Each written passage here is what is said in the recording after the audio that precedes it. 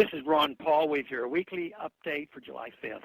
Last week, I was pleased to see my Republican colleagues take up the cause to fully and completely audit the Federal Reserve by including my language from the Federal Reserve Transparency Act in a motion to recommit the Financial Regulation Reform Bill. Although this effort was defeated by the Democrat majority, there were many good reasons to support it. The Federal Reserve Transparency Act would eliminate restrictions on GAO audits of the Federal Reserve and open Fed operations to congressional oversight. Additionally, audits could include discount window operations, open market operations, and agreements with foreign central banks, such as the ongoing dollar swap operations with European central banks. Since its inception, the Federal Reserve has always operated in the shadows without sufficient scrutiny or oversight, while Congress has kept its hands off and its eyes closed. The Federal Reserve has presided over the near complete destruction of the United States dollar.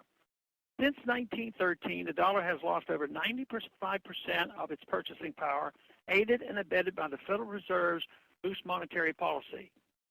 The Federal Reserve's Transparency Act would achieve much more needed transparency of the Federal Reserve System. However, House and Senate negotiators failed to include the full language of my legislation in the conference report for the financial reform bill. And the full Congress missed yet another opportunity to demand accountability from the Federal Reserve by defeating the Republicans' motion to recommit. Over 320 members of Congress from both parties co-sponsored my original bill, which was incorporated into that motion to recommit. Almost 200 members of Congress who care about the Federal Reserve transparency voted for this motion to recommit. Unfortunately, they found themselves in the minority.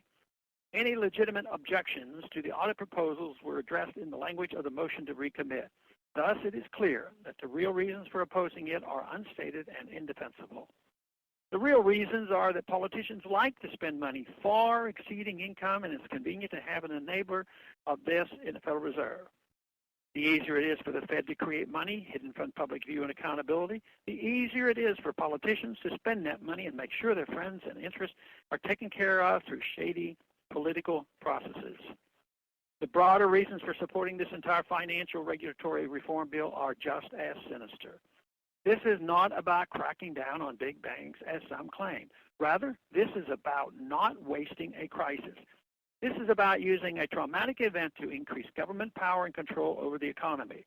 If it was really about addressing the causes of this recession, Fannie Mae and Freddie Mac would have been dealt with or abolished. Failed companies would just fail rather than being bailed out. Instead, a permanent bailout mechanism is being established. The Fed and its ability to control interest rates and create cheap money would be reformed, or better yet, abolished. But instead, its power is being increased, and this Congress refuses to even fully audit it. So yet again, in the midst of a crisis, government insists on acting in ways far outside the scope of the Constitution, hoping that the Christ gives them cover. The truth is that in the crises is when we need constitutional limitations the most. Thanks for calling this update. A new update is placed on this number every Monday. The written text can be found on my website, www.house.gov/Paul, under the heading Texas Straight Talk. Thanks for calling.